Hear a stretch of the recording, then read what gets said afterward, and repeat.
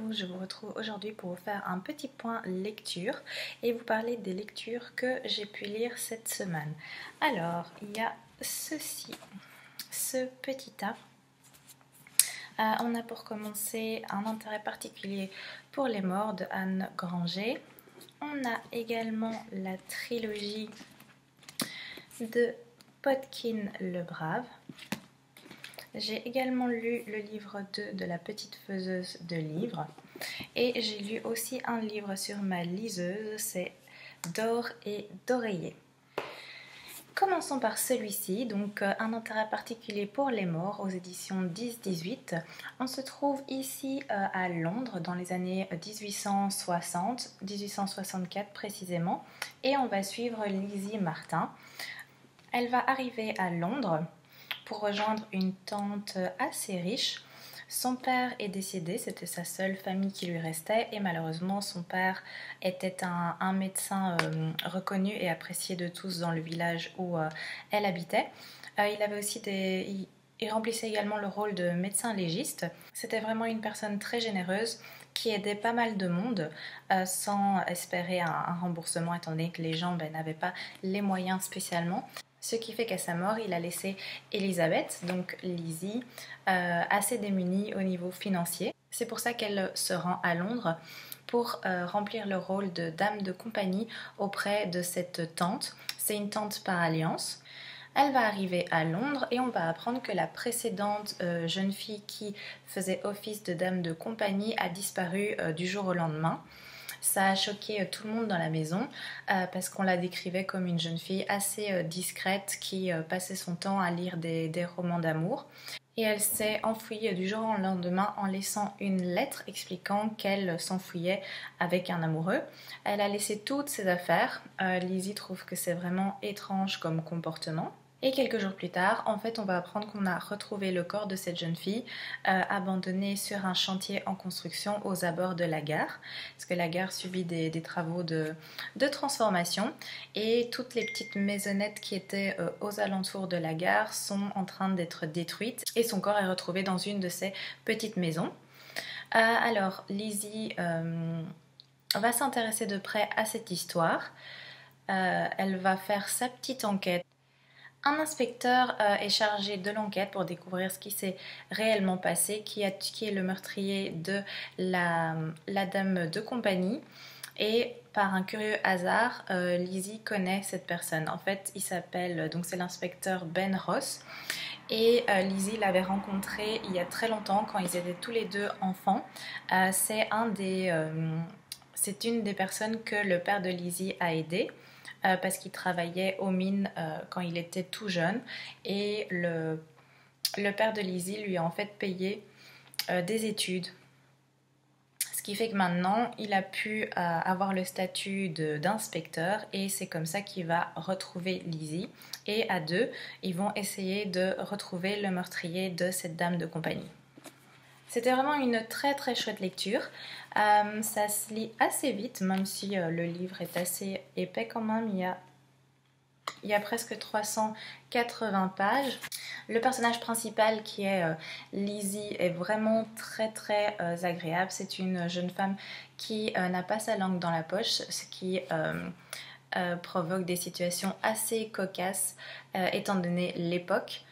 À cette époque-là, la femme n'avait pas spécialement le droit de donner son avis, ni d'utiliser des termes aussi francs. Lizzie est un personnage vraiment honnête qui dit ce qu'elle pense, parfois de manière trop impulsive. Donc elle bouscule un peu son entourage, elle se rend compte de ce qu'elle pense être un défaut, mais en fait c'est vraiment quelque chose de très chouette pour le coup. Et par la suite, le duo qu'elle forme avec l'inspecteur Ben Ross est vraiment mignon. Il y a leur relation qui va évoluer parce que lui, il se souvenait très très bien d'elle. Il l'a reconnue au premier coup d'œil. Par contre, elle n'avait pas une image très précise de qui il était. Donc, il a dû un peu lui rappeler qu'ils s'étaient déjà rencontrés étant enfants. Et puis, voilà, leur relation va un petit peu évoluer par la suite. Mais l'accent n'est pas mis là-dessus, donc on est vraiment sur une enquête. La vraie histoire, c'est l'enquête par rapport au meurtre de la dame de compagnie. C'est une agréable lecture et je vais poursuivre avec les autres livres parce que c'est une série, il y a plusieurs livres apparemment où le personnage récurrent c'est toujours Lizzie Martin. Donc je vais poursuivre la suite de ces enquêtes et de ces aventures. Passons maintenant à la trilogie de Podkin le Brave. Donc il y en a 3 tomes. Hein. Le premier c'est La naissance d'un chef. Le second c'est celui-ci, Le trésor du terrier maudit. Et on termine par le troisième, Le monstre de cœur sombre. Ici on est aux éditions Gallimard Jeunesse. Ça a été écrit par Kieran Larwood. On va suivre Podkin qui est un petit lapin qui est le fils du chef, donc qui va être amené à devenir chef lui-même parce que ça se transmet de père en fils. Ça pose d'ailleurs quelques petites tensions parce qu'il a une sœur qui est assez ambitieuse et qui souhaiterait vraiment devenir chef, qui pense qu'elle est plus apte à endosser ce rôle. Mais étant donné que la coutume veut que ce soit toujours un garçon qui reprenne le rôle, elle se sent clairement frustrée par rapport à ça. Ils ont également aussi un petit frère, donc un jeune petit lapin. Donc la vie se déroule tranquillement, ils sont un petit peu protégés du monde étant donné que ce sont les enfants d'un grand chef. Podkin, lui, voilà, il se la coule un peu douce parce qu'il évite de se fatiguer. Il préfère vraiment profiter de la vie et mettre toutes les tâches et les responsabilités de côté jusqu'au moment où leur terrier est attaqué par les gormes. Les gormes, ce sont des lapins mais qui ont été, on va dire, infectés par une force maléfique qui les a transformés complètement. Donc ils sont beaucoup plus forts, ils sont un peu vides et détachés et tout ce qu'ils veulent en fait c'est détruire et annexer les territoires aux alentours. Ils portent également des énormes armures de fer très très impressionnantes. Le fer c'est un matériau maudit. Et quand leur terrier est attaqué, les lapins, ces 3 lapins vont fuir et vont chercher de l'aide ailleurs. Donc c'est ainsi que va commencer leur quête. J'ai vraiment adoré ces 3 histoires, enfin cette trilogie plutôt, qui a un petit air du Seigneur des Anneaux. Ça rappelle vraiment l'ambiance de Tolkien à un niveau différent parce qu'ici ce sont des livres normalement qui sont plus pour la jeunesse. Il y a pas mal aussi d'illustrations dedans, donc c'est agréable. Hop, on a ici des illustrations en noir et blanc. On en retrouve plusieurs dans chaque livre.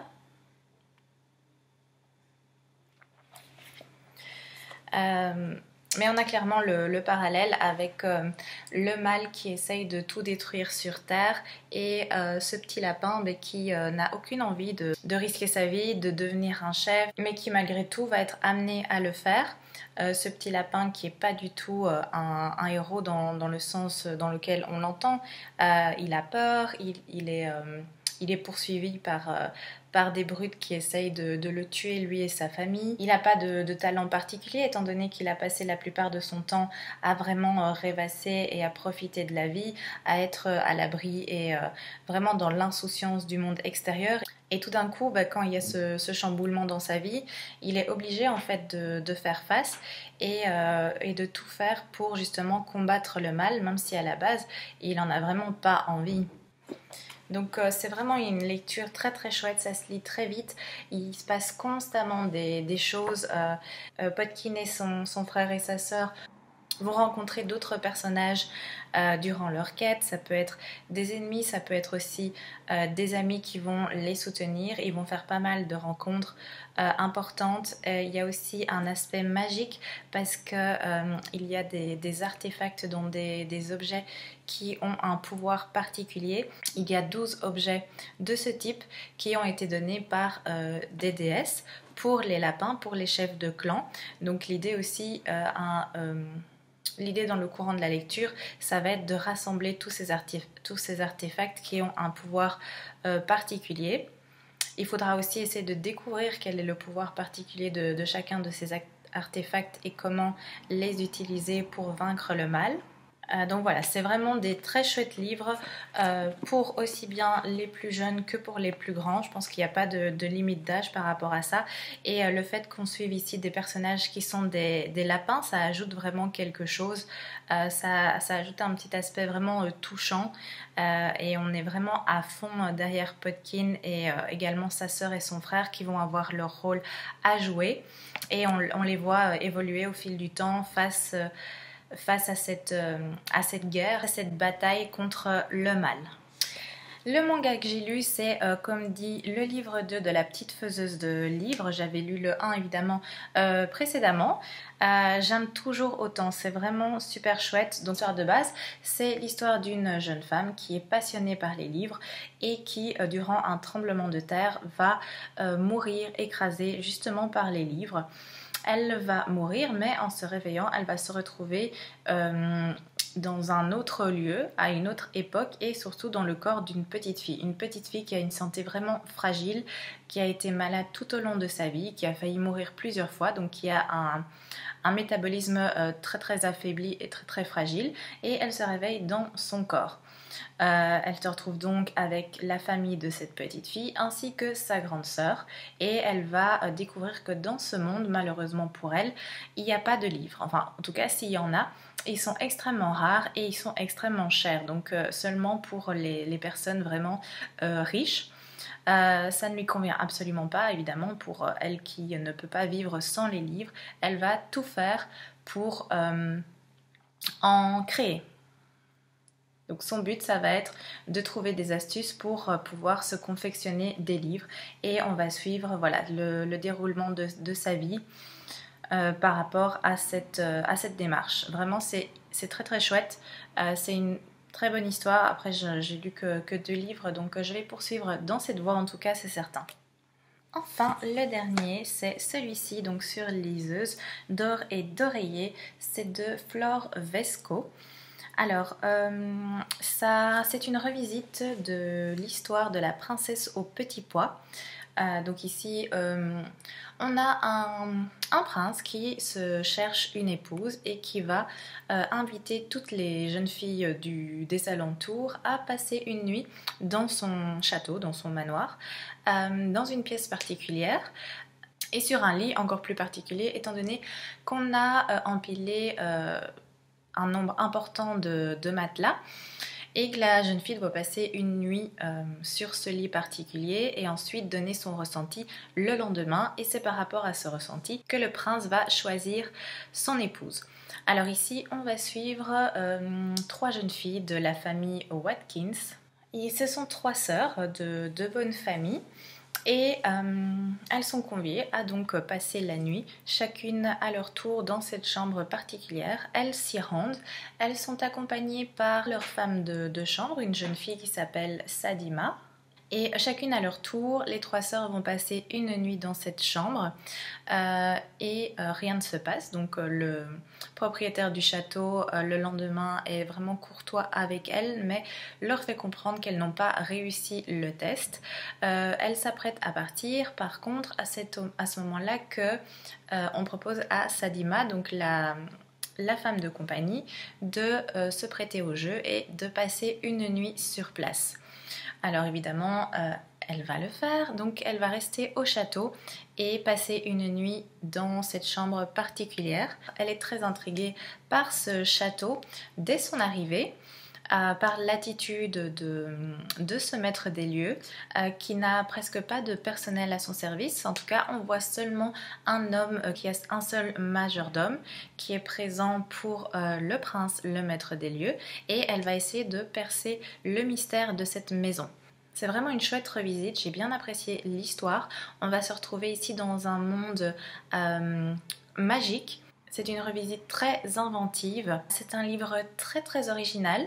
Avec beaucoup d'imagination. Moi j'ai bien apprécié cette interprétation du conte où on mêle la sorcellerie, où on va aussi suivre principalement Sadima qui est une femme de chambre, donc que rien ne prédestinait à être l'élue, qui est une jeune fille vraiment courageuse et attachante.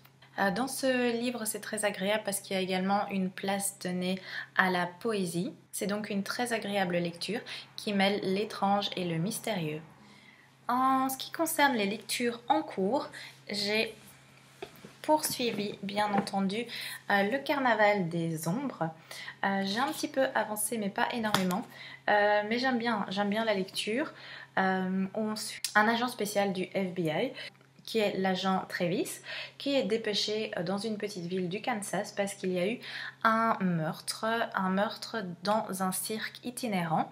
On a retrouvé le cadavre d'un homme portant des tatouages particuliers, très particuliers parce qu'ils forment en fait, c'est des petits points qui peuvent former, on dirait, un point d'interrogation.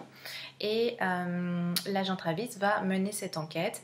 On suit dans ce livre l'enquête évidemment de cet agent, mais en parallèle on apprend aussi pas mal d'informations concernant le passé de cet agent. Seconde lecture, c'est Son espionne royale de Rice Brown. Ici c'est le tome 4, j'ai lu les 3 précédents. Ici, c'est La fiancée de Transylvanie. Là, j'ai bien avancé parce que je l'ai commencé il y a 1 ou 2 jours et je suis déjà à plus de la moitié. J'aime vraiment beaucoup cette série. Cette saga est vraiment agréable. Ils ont changé aussi les couvertures. Je les trouve vraiment magnifiques. Hop. Donc, on reste dans des tons pastel. Ici, il est complètement rose. On va toujours suivre le personnage de Georgie qui, à la demande de la reine, va être envoyée en Transylvanie pour représenter la famille royale lors d'un mariage, le mariage de la princesse de Roumanie et du prince de Bulgarie.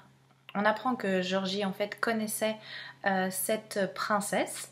Elles se sont rencontrées durant leurs études et c'est à la demande de cette princesse que Georgiana est envoyée pour représenter la famille royale. Elle va arriver dans ce château où règne une ambiance à la Dracula. Il va évidemment se passer plein de choses. Il y a les personnages secondaires qui vont réapparaître comme Belinda, sa meilleure amie. On va aussi retrouver le personnage de Darcy. C'est toujours un régal à lire, ça se lit, c'est fluide, c'est agréable, on tourne les pages sans s'en rendre compte, c'est un vrai régal. J'ai également commencé La Villa aux Étoffes, ici c'est aux éditions 10-18 et c'est écrit par Anne Jacobs. J'ai commencé il y a peu de temps mais j'ai déjà lu une centaine de pages. J'ai été très intriguée par ce roman parce que j'en ai entendu vraiment beaucoup parler, toujours avec beaucoup de bien, de positif. Donc ça m'a intriguée et j'ai décidé de me lancer. Je regrette absolument pas. Ça se lit tout seul également, c'est une très chouette lecture. Donc ici on se trouve en Allemagne au début des années 1900, c'est vers les années 1913. Et on va suivre Marie, donc, qui est une orpheline, qui va arriver dans une grande villa. Donc cette villa, la villa aux Étoffes. La villa aux Étoffes parce qu'elle appartient à une riche famille qui travaille dans le textile. Elle va arriver dans cette villa pour servir d'aide à la cuisinière. Et elle va découvrir un petit peu ce nouvel environnement. Donc les maîtres des lieux ont 3 enfants, ils ont un garçon et 2 filles. Et on apprend qu'il y a pas mal de tensions entre les 2 filles. Elles sont complètement opposées et l'aînée a l'air d'être vraiment envieuse de sa petite sœur qui a apparemment plus de succès. J'ai pas avancé beaucoup, hein. J'ai lu qu'une centaine de pages, donc voilà ce que j'ai appris par rapport à cette histoire, mais c'est vraiment bien amené. Ça se lit également tout seul. Je vais poursuivre. Je sais qu'il y a également des suites. Donc on a 4 livres qui sont déjà sortis, je pense. Donc on a le second avec Les filles de la villa aux Étoffes, le 3e avec L'héritage de la villa aux Étoffes et le 4e Retour à la villa aux Étoffes. Donc voilà, l'histoire est loin d'être finie, mais franchement j'aime beaucoup. Donc si ça continue comme ça, à mon avis je poursuivrai sur ma lancée pour lire la saga en entier. Voilà, c'est tout pour mes lectures de cette semaine et mes lectures en cours. Je vous remercie d'avoir regardé cette vidéo. Je vous souhaite de très belles lectures et je vous dis à bientôt.